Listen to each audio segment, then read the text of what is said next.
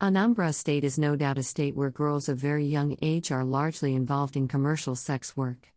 Some travel all the way from Imo State and different villages in Anambra State to the state commercial center, Onitsha, almost on daily basis, especially weekends, to sleep with men for money. Oba community, which is very near to Onitsha, most especially along the Onitsha-Owerri road at night, is a sight to behold. Girls of very young age line up almost every night along the road using the trailer and other vehicles parked as a cover, but upon sighting any vehicle, they rush out to try to get patronage.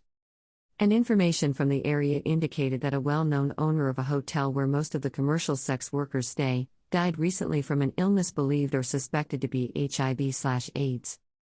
It was gathered that the man before death enjoyed his life with little or no restraint, believing HIV/AIDS is not real. He was said to be avoiding regular treatment and medication, and possibly continued having unsafe sex.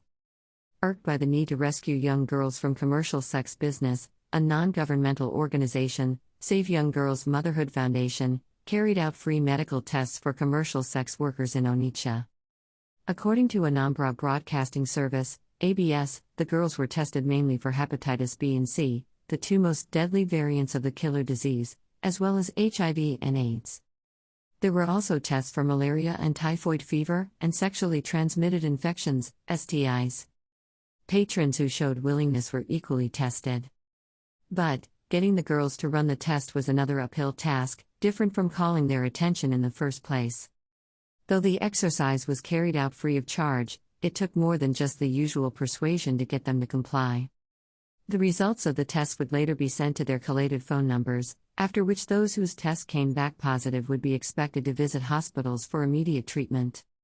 The founder of Save Young Girls Motherhood Foundation, Reverend Sister Dorothy Akoli, in an interview, said that ordinarily, the medical tests should not be carried out in the brothels, given that the girls mostly returned to the same vocation, to meet the same disease that had been detected and treated, a disturbing development for the organization. She maintained that the organization direly needs a rehabilitation home where the repentant girls could be kept to learn vocational training, after which they would be empowered, to help them become financially independent and keep their minds away from the odd job.